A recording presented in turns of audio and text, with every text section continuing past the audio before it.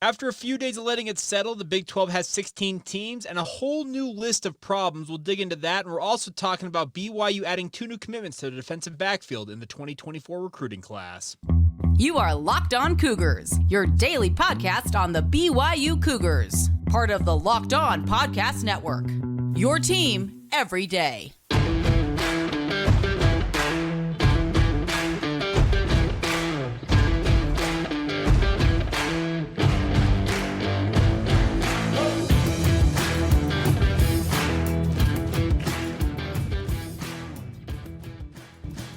What's up, everybody? I'm Jake Hatch, your host here on Locked On Cougars, resident BYU insider. Thank you for making Locked On Cougars your first listen of the day. Appreciate all of you for your continued patronage of this show. Of course, thank you to all of you who are everydayers with us here on the podcast. And by way of introduction, we are your original daily podcast focused on all things BYU, in particular football and basketball. We cover it all on this podcast. Today's title sponsors are friends over at LinkedIn. These days, every new potential hire can feel like a high-stakes wager for your small business. That's why LinkedIn Jobs help you find the qualified people that you want to hire for free. Post your job for free at linkedin.com/lockedoncollege to get started today. Terms and conditions apply. All right, let's dive right in on today's show and talk about the new Big 12. And it's kind of a wacky thing. I did a podcast late Friday night, and trust me, it went like wildfire. So thank you to all of you who tuned into that. And I was kind of just getting some thoughts off my head about the new look of the Big 12 with 16 teams beginning in 2024. New additions in Utah, Arizona, Arizona State. How does that affect BYU? How does it affect the conference, etc.? And after having a chance to kind of sit on it and think about it for a couple days since then, I still feel a lot of the same way I felt on Friday night, but it brought me to thinking about some new things that with regards to how this conference is going to operate moving forward. Now, from the BYU perspective, this is actually a good thing. Now, I say that good thing because a number of you are saying, well, I don't want Utah in the conference. Okay, now that's its own deal. Obviously, the rivalry, the Holy War is back. It'll be an annual deal from here on out, and TBD on when it is played. I'd highly suspect that will be moved back to the weekend of Thanksgiving, where it was for years in the WAC and the Mountain West eras for these two programs.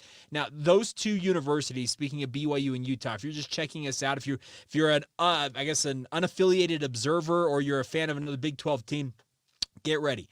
The Holy War is one of the preeminent rivalries. Does not get talked about enough nationally when it comes to the Utes and Cougars getting together. And it's going to be a fun thing to have that back in the conference. But more from, more of a macro perspective for BYU is this is a good thing for BYU, giving them an opportunity to have a lot of new members of the conference around them to help with scheduling. And I'm not the only one thinking this. Michael Crow, who is the president of Arizona State University, he spoke to the media over the weekend, and he talked a lot about, okay, this is what happened when they went down, when it went down for them to chase Big 12 membership. And I got to say, if there is one reluctant member in the Big 12, like that's being dragged into the conference because they just simply had no other choice, seemingly, it's probably Arizona State. Now, I also say that I think Utah has a little bit of that reticence and et cetera. They were one of the programs that was very, very staunchly pro Pac-12 and all of the realignment talk. And I get it. I truly get it. But if you want two members who are going to be probably the most reticent or the most feet-dragging types coming into the conference, it's these two. But I think the biggest one is Arizona State. But Michael Crow was talking to the media over the weekend, and he made a hint at something that I think is absolutely probably going to happen. Yeah, I'm using that terminology there. And he talked about divisions potentially coming back to the Big 12 with 16 teams. Says, quote, yeah, you're going to try in the Olympic sports to go to divisions and probably do that in football as well. Travel and regionalization still makes sense, but it really makes sense in the Olympic sports. And I don't blame him one bit because the way this is going to set up, I think there's actually 4 nice little divisions or pods, if you want to call it that. I'm going to throw up a little graphic here. I used a graphic from the Sideline Sports Network, so big thank you to them for letting me use it. I'm going to throw this up here. If you're watching this on YouTube, you'll see it. I kind of circled 4-team pods I think very easily could be the way that the Big 12 divvies things up. Now, they could obviously go with 8-team divisions and obviously split it with Utah, BYU, Arizona State, Colorado, making up the 5 in the far west of it. And then you could also probably add Texas Tech. in West Texas, maybe TCU and like Oklahoma State, for example, to make up a Western division. And then the Eastern division could be Baylor, Houston, the Kansas schools, Iowa State, Cincinnati, West Virginia, and UCF very naturally. But I'm of the opinion that you should probably, this is just my thought, is that the Big 12 should pursue this 4-pod setup the way I've got it drawn up. Now, the pods, for those of you listening on the regular podcast, would be the Utah schools and the Arizona schools. So BYU, Utah, Arizona, Arizona State. It's a very natural run, contiguous states that obviously are overlapping. I think the next one would go to what I call the Midwest. That'd be Colorado, Kansas State, Kansas, and Oklahoma State. I think those would be very natural, traditional rivals. Obviously, CU Boulder is out on the east side of Colorado, out where the plains kind of start, and obviously fitting in with Oklahoma State and the Kansas schools would be very natural. Then you create a Texas division, a Texas pod, if you will. Texas Tech, TCU, Baylor, and Houston all together. Very natural to have that. Now, the biggest division, just in terms of overall geography, is the last one. That's Iowa State, Cincinnati, West Virginia, and UCF. That's pretty large expanse for all 4 of those schools, but they're the only 4 that don't necessarily have really close ties to one another in terms of geography. But I think this would be the best way, in my opinion, to go about regionalizing the sport, as Michael Crow talked about. Now, is this how it's going to happen? I highly doubt it. I'm just making my suggestion here of how the Big 12 should operate. But I think this would offer opportunities. Obviously, you could have these as your established rivals in football. I'm sure BYU would love nothing more than to play the Arizona schools and Utah annually. Have those 3 set right away. Colorado could be in the mix as well if need be. And if you have to go to a true division setup where you have the 8 teams on either side, sure, go about it. But I think that the way that the Big 12, not the Big 12, the Big 10 had scheduling set up before the additions of Oregon and Washington, they were going to a 3-6 model? Yeah, it was supposed to be 3 established rivals you'd play every single year. Those would be established for you, and then you'd rotate through the rest of the conference with 6 that you would play. There'd be 3 away, 3 home, and that's kind of how you just rotated through every single team on a pretty regular basis. I think this would be very natural for the Big 12 to do this, because your established rivals, in case of BYU, would be Utah, Arizona State, and Arizona. It'd be very natural, and then you rotate through the rest of the conference home and away on a rotation basis. I think it'd be very natural. Of course, you'd make trips every so often out to West Virginia, to UCF and Cincinnati. That's fine. But you limit the amount of travel overall. Same thing with the Olympic sports. It would limit the travel extensively. You're not having to send your tennis teams or your volleyball teams or your softball teams to UCF on an annual basis. Obviously, you would do that on a rotational basis, but it's not the worst thing in the world to go with these pod setups. But I think the bigger question will be, how does the Big 12 decide to go about this? Will they go with this pod system? Will they go with divisions? Or will they just simply say, you know what, we're going divisionless. We're going to do what everybody else is doing and kind of go, we're just without divisions, and the top 2 teams make it to our college football championship game. You could still do that with the pod system, but TBD on how it ultimately shakes out. The other question I have, just with regards to another question about this, and I guess it's more of an answer, is there's a lot of fans out there, most notably Utah fans, who've been crowing and shoving it in BYU's face that they are going to be full share members for the first year they're in the conference. That's true. They will be that. But it will not, based on what I understand, be the $31 million. That's the kind of the misnomer out there, is that the $31 million is going to be paid out in 2024, 2025, the year that before the actual media rights deal kicks in. That is not true. Let me be very clear about this. Now, I could be wrong about this, but all my research indicates that the final year of the Big 12 deal will still pay out the original media rights deal, the final year of that deal, which is $220 million in the current media rights deal, which is going to skyrocket to $380 million in 2025. So, based on everything we are looking at right now, the media rights portion that's being paid out the first year that Utah, Arizona State, and Colorado are in the conference is somewhere the actual media rights, the overall just TV money, is around $22 million, not the $31 million that's been reported out there. I hope I can get that across to some of you and hopefully clear up a little bit. And yes, that is still more than BYU will be making as a partial share member in their lead up to making a full share in 2025. But, okay, BYU's making between $18 and $19 million reportedly that year, a $3 million difference. There was all that talk about the Pac-12, and if that media rights still comes in within about $5 million of the Big 12, or even less than that, there's no reason to leave. Okay, if that's the case, you can't have it both ways. It goes one way or the other. Either that's a big gap or it's not that big of a gap. Just trying to, even out the playing odds a little bit for you Cougar fans out there. All right. Some good news also came over the weekend for BYU in terms of their recruiting. Now, the 2024 recruiting class is something BYU is absolutely being very judicious with. They want to make sure that they bring in Power 5 caliber players. They got 2 of them. They're going to play in the defensive backfield for BYU that we'll talk about coming up next as we continue on right here on Locked On Cougars. Now, first a word on our friends over at LinkedIn. They've been working with us for months now, my friends. They are officially actually our recruiting sponsor here on the Locked On College channel. But these days, every new potential hire can feel like a high-stakes wager for your small business, you as a hiring manager or simply the owner. You want to be 100% certain that you have access to the best qualified candidates, and that's why you need to check out LinkedIn Jobs. LinkedIn Jobs helps you find the right people for your team faster, and the best part is for free, everybody. Go set up your profile now, get your job posting up, and then add your job in the purple hashtag hiring frame to your LinkedIn profile to spread the word that you are hiring. Simple tools like screening questions will make it easy to focus on the candidates with just the right skills and experience so you can quickly prioritize who you'd like to interview and hire and get started on that process right away. And it's also why small businesses are rating LinkedIn Jobs #1 in delivering quality hires versus their leading competitors. LinkedIn Jobs wants to help you to find the qualified candidates that you want to talk to faster, my friends. Post your job for free once again at linkedin.com/lockedoncollege. That's linkedin.com/lockedoncollege to post your job for free once again. Terms and conditions apply. Thank you once again for making Locked On Cougars your first listen today. Thank you to all of you who are everydayers with us here on the podcast. Coming up on tomorrow's show, it is my plan, who knows what's going to happen, it feels like, to announce the winners of our giveaway. We've been doing this all summer long, giving away, we got signed Jaron Hall football, which is the grand prize, as well as some other BYU swag. I want to reward you guys out there who have been really hanging out with me all summer long. A number of you are probably checking in with fall camp underway, etc. But we reward you guys. The nominations, the entries are closed.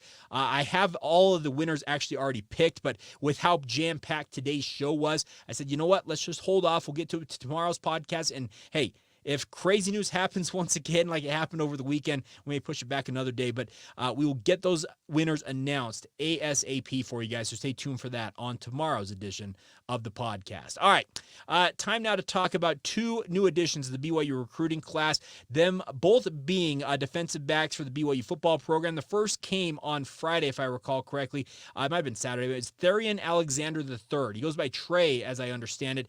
He is a defensive back out of Southwest DeKalb High School in Decatur, Georgia. Is it Decatur?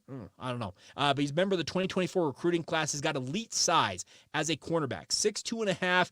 You put him in cleats, he's probably closer to 6'3", but has a very, very nice rating according to 24/7 Sports, 87. That's a high-level 3-star, borderline 4-star if he continues to get some pub shown his way. And he picked BYU and said that BYU just felt like a place that he could fit in. Now, this is a kid who had no previous relationship or connection to BYU. He is not a member of the predominant faith of Brigham Young University, the Church of Jesus Christ of Latter-day Saints, but he felt like BYU is where he wanted to be. He's built a very strong relationship with Kelly Papinga.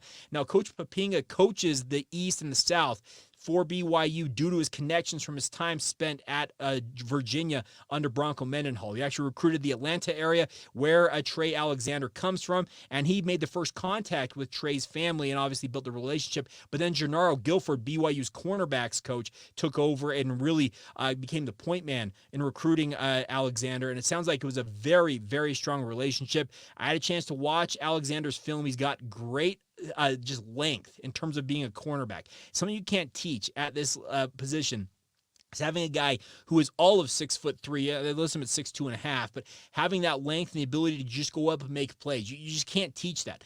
The one thing I do wonder about is if he'll be able to get his weight up. He is listed at 162 pounds, and he looks very, very thin playing football, but that's not the worst thing in the world. He'll come into BYU, have a training table to obviously give him all the food that he can bear. Trust me, I've got enough conversations with BYU players. They are taken care of on the food side of things, and obviously in a weight training program at the Division I Power 5 level will also pack on the pounds for him. And it's not like you have to be a 205-pound behemoth to succeed succeed at cornerback, you want to keep the speed. I was reading 24/7 Sports article on this, Jeff Hansen. He said that Trey Alexander runs an 11-1 100 meters as well as a sub-22 second 200 meters. So he's got sprinter speed, and that's absolutely something that BYU needs, especially in this new defense under Jay Hill. It's going to require guys to be able to run with opposing wide receivers. You have to play man coverage, and it sounds like Trey Alexander very excited to play in that. Now, he was also joined yesterday by the announcement of Jonathan Kabeya, who joins BYU out of Byron Nelson High School in Trophy Club, Texas. Now, this is in the Dallas-Fort Worth area.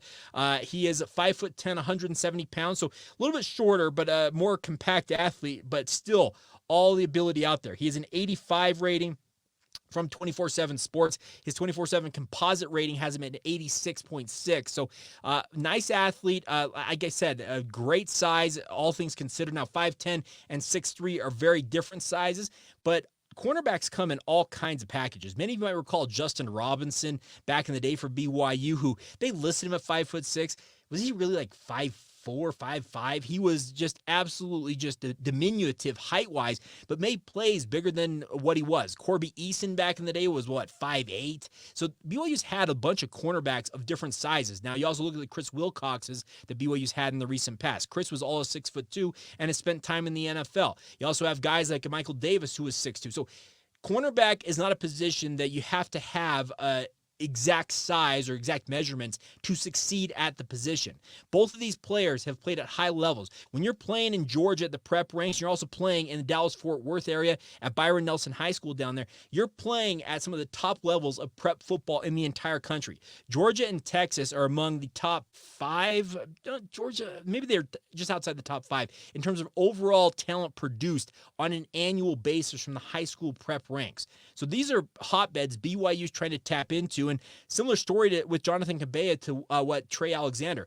No previous connection to BYU, not a member of the LDS faith, but felt like he had a kinship and a relationship with BYU's coaches that he very much enjoyed and wants to continue to develop as he comes to play for BYU. Now, it is still early in the process. You have an entire season upcoming for other teams to step in because both of these players have Power 5 offers that have come their way. That's the other thing about this you got to be very wary of. For Alexander, he had offers from Ole Miss, Mississippi State, NC State, and also a number of G5 offers out there. So he's got Power 5 and programs that are in his proverbial backyard in the SEC who are chasing him. Now, they will obviously continue to make inroads and hopefully be able to flip that. Well, they'll be hoping to flip him. But BYU, it sounds like, he's locked in. He says, quote, BYU is the place for me to go carry out my legacy. The communication with the coaches is something that is second to none. The vibe and the step up into the Big 12 was enough to pull a kid like me from the Peach State all the way to Provo, unquote.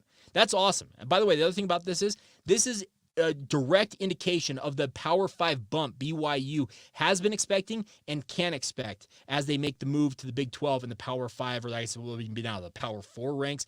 But nonetheless, a Kabeya, similar to Alexander, have Power 5 offers. Arizona State, now an in-conference rival. Indiana, Texas Tech, who is also a Big 12 member, as well as a number of other G5 offers. So BYU is getting out on the recruiting trail, and the nice part is they have gone to non-traditional recruiting grounds that they have traditionally not recruited very heavily. I'm speaking of Georgia in particular, as well as Dallas-Fort Worth down in Texas, and brought in 2 high-level athletes. And like I said, this is fantastic news for you as a Cougar fan. This is the Power 5 bump that BYU's been hoping for in recruiting. Now, are either of them 4-star athletes? No, but you got to start somewhere in the recruiting profile. And if both of these players go out and have success for BYU on the gridiron, that's going to benefit you as you go back to those places, speaking of Atlanta as well as Dallas-Fort Worth, to go recruit athletes. You can point to these guys and say, hey, these guys had success at BYU. The nice part is you also in the Dallas-Fort Worth area have a guy like Margin Hooks, who has been a fantastic representative of BYU and is training a number of great athletes down there in the DFW area. So tap into all the opportunities that you got. Kelly Papinga has inroads he made at Virginia down there in the South, in the Atlanta area in particular. Why not take advantage of that? And it's already yielded fruit, obviously, by a guy like Trey Alexander, coming to BYU. So congratulations to both of them on picking BYU. Tip of the cap to Gennaro Guilford in particular for obviously locking down both of them on the recruiting front, and hopefully they hold on. Now, Trey Alexander did say, hey, we're not done yet, BYU fans. He said this on social media. Says, we're going to bring elite athletes with me to Provo.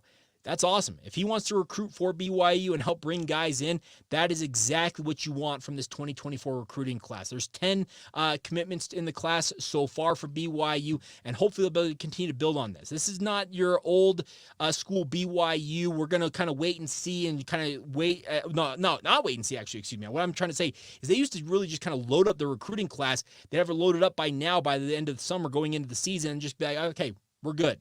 BYU's in a number of high-profile battles, on the recruiting front. They're currently still recruiting Noah Lugo. Maya Luiaki-Smith, the other quarterback prospect, has not committed officially. There are some thought that he may end up at Oklahoma State, but he's not committed, and BYU is still in the mix until he says otherwise. So very interesting things that BYU is going about, but I think they're being very careful with their recruiting process and saying, you know what, we need to be more judicious to make sure that, hey, this guy is a Power 5 level player, because BYU needs athletes like Trey Alexander and Jonathan Kabeya, to compete at the Big 12 level, and you need to get high-level athletes. You can't just take any Joe six-pack, I guess I should say, I use that term loosely, out there on the field that has dreamed of playing for BYU and is a try-hard guy.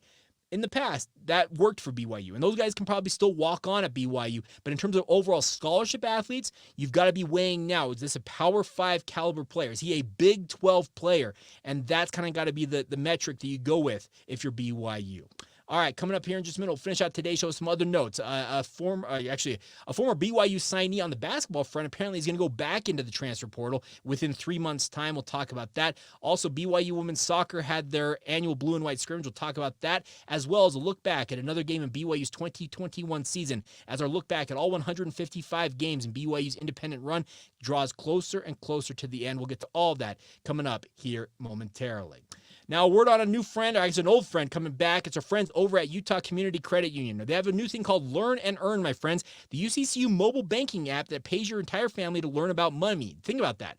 Kids look to parents to become financially literate. Parents don't always know the answers. Trust me, I don't know all of them when my kids ask me. But Learn and Earn breaks out financial topics into fun, bite-sized educational games like quizzes and trivia. The best part about this is every time a family member completes a topic, they earn points that accrue and can be redeemed for gift cards to stores like Amazon, Apple, Sephora, Walmart, Nike, and more. There's age-appropriate content for every member of the family who can compete against one another and track their progress on the leaderboard. Like I said, this is all mobile. It's all on your app. So go ahead and check it out, my friends, and start earning today. Learn and Earn is inside the UCC mobile banking app. Play it anytime, anywhere. The more you play, the more you learn. And best part, the more you learn, the more you earn. Think about that, my friends. Learn and Earn, part of UCCU's award-winning Be Money Smart youth banking program, helping teens, kids, and parents have fun while becoming more financially literate together. That's UCCU. Love where you bank. Thank you once again for making Locked On Cougars a part of your routine, everybody. Hope you have a fantastic Monday whenever you hear this. Hope you guys are all had a great weekend. It's just kind of been nonstop. It was nice to just take a day on Sunday and just kind of relax. It was nice to kind of take a breath, kind of let things settle, think about things for a little bit, and then obviously get back on the mic and talk all things BYU. All right. Couple of notes before we go on today's show. BYU obviously has been playing sports at the Division I level for more than 100 years. It depends on where you kind of look at when the intercollegiate side of things happened for BYU. But 1922 was BYU's first year of football. But they have now are at the Power 5 level. And we had our first official, I guess you call it, Power 5 contest over the weekend for BYU. That was the BYU women's soccer program. They had their first meeting, I guess you'd say, matchup, whatever you want to call it, the blue and white game. 1,250 fans were in the stands at South Field. You can watch it on BYU TV or ESPN+. But the white team took the win over blue 4-3 at a really, really fun game back and forth. Jennifer Rockwood said it was a really fun night. I'm super pleased. I think it was great to get our starting group together and play as a unit. We were able to do that in the first period and somewhat in the third period. They have been playing a lot this summer, all mixed up, so get our starting group together was super important. Now, the one thing about this is, folks, if you want a program that can compete year one in the Big 12 for conference supremacy, we're talking a Big 12 title, keep an eye on BYU women's soccer. They're among the elite in the West Coast Conference, which is actually a very, very strong soccer conference on the women's soccer side of things. Keep an eye on BYU. They're going to have a chance. They played 3 periods in this one, obviously a 4-3 win for the white team. They'll officially be on the road this week for an exhibition in New Brunswick, Brunswick, New Jersey. They're taking on Big Ten member Rutgers. That'll be Thursday at 7 o'clock Eastern time. It'll be the first of their 2 preseason matchups. That'll be, once again, 7 o'clock Eastern, 5 o'clock Mountain time on Thursday night. Best of luck to Jennifer Rockwood and her squad as they get the season started. Also, BYU basketball news. We saw this come out from, who was it? Jeff Goodman, originally. Also, Robbie McCombs from Vanquish the Foe putting us out there.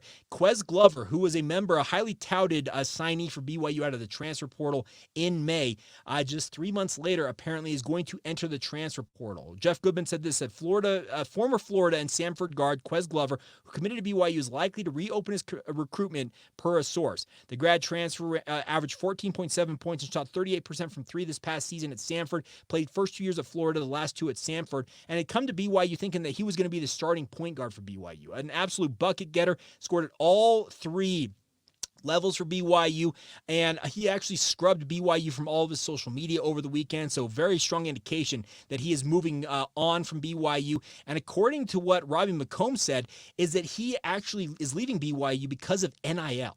Now, if that's the case, BYU has got to figure something out here, because I have been told that BYU is investing in NIL, especially on the basketball front, that more than they ever have before.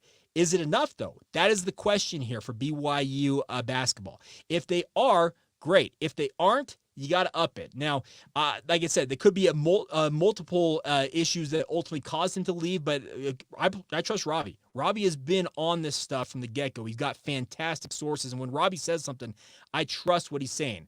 He says that there's a chance for BYU now, by the way, who has 2 open scholarships, to go out and add maybe some transfers of their own, because there are still some grad transfers who can enter the portal. That's why Quez Glover can do this. He is actually a graduate transfer, so he can leave at any point. That's the new rule in the transfer portal, is even though he signed in May and never actually enrolled at BYU, because he's a graduate, he can go right back into the portal and look for a new home. The problem for BYU is now they have 2 open scholarships. They're going to be playing in the best basketball league in the country. And oh, by the way, BYU starts classes in 2 or 3 weeks? You got to really, really get on it here if you're Mark Pope. And oh, by the way, BYU has an assistant coach, a strength and conditioning coach, a new ops manager, whatever you call him, a director of operations. They have to hire all of those on Mark Pope's staff as well. It's going to be a very busy time. Oh, I forgot the best part about this. BYU is making a trip to Italy and Croatia later this month as well as a team.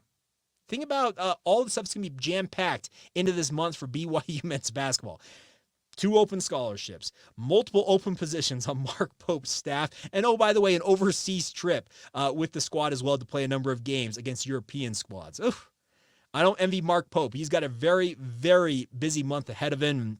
And we'll see what happens. But obviously, Quez Glover leaves a hole for BYU in their lineup, especially when you have already 1 open scholarship. And the hope is BYU can fill them pretty quickly. I still think that BYU needs a big man, if at all possible. And in the case of Quez Glover, needs another guard to handle the basketball. Dallin Hall is a very natural guy you probably think steps in the interim as your starting point guard. But if you can find a guy like Quez Glover, who is figured to be your starting point guard, we'll find out if everything shakes out that way. All right, final note on today's show is a look back at BYU in 2021. They made the trip to Baylor. This was an early look because BYU just learned earlier that month, or actually earlier that season, I should say, that they were going to be members of the Big 12 Conference officially. This was a chance to really kind of get a measure of how good they were as they took on the Baylor Bears. Now, BYU was ranked 19th in the country coming into this one after their loss to Boise State the week previous, smarting a little bit from that loss to the Broncos, but still nationally ranked, made the trip to Waco. And Baylor, they did not treat BYU as a new member of the conference very nicely. But the thing about this was it really showed BYU, okay, where are we deficient? Well, number one, BYU could not run the football in this game. It was a grand total of 67 yards. When you have Tyler Algier in the backfield, you'd think you'd be able to muster more than 67 yards, but they absolutely were stifled. Algier, one of his worst games in a BYU uniform, 15 carries, 33 yards, 2.2 yards per carry. He did have one touchdown in this game. The crazy thing about this is, many of you might recall, Jaron Hall did have a 56-yard touchdown run right up the gut, but it was in garbage time, so to say, for BYU. Just it came too late for BYU, but crazily enough, he had 56-yard touchdown run and still finishes with a net of 25 yards rushing. Shows you how rough it was for BYU in this game. Hall did pass for 342 yards, but Baylor, man, 303 rushing yards, 231 passing yards, and obviously Jeff Grimes, as their new offensive coordinator, was sitting pretty as he got some payback. I would call it payback, but I don't know what you call it. Just he stuck it to his former program. But BYU gets their second straight loss, drops to 5-2 on the year, while Baylor improved to 6-1. By the way, Baylor would end up winning the Big 12 title, if you recall correctly, in this 2021 season. But obviously, it was one of those games that BYU was reeling a little bit afterwards, but they would bounce back in a weird way on the road the following week as they went to Washington State, and we'll talk about that game on tomorrow's edition of the podcast. So there you go. You are up to speed on everything I've got for you guys on this Monday. If I missed something, I apologize. I'll catch up on it. It was just a really, really crazy weekend, but nonetheless, a big thank you to all of you for your support of this venture. Please continue to subscribe, rate, review, like the show, leave comments, share it with your family and friends. Word of mouth goes a long way to building the audience we're building here on Locked On Cougars, and a big thank you to all of you once again for your support. Thank you for making Locked On Cougars your first listen of the day, as we always say. Thank you for being everydayers, and of course, come back and join us again tomorrow. This has been the Locked On Cougars podcast. See ya.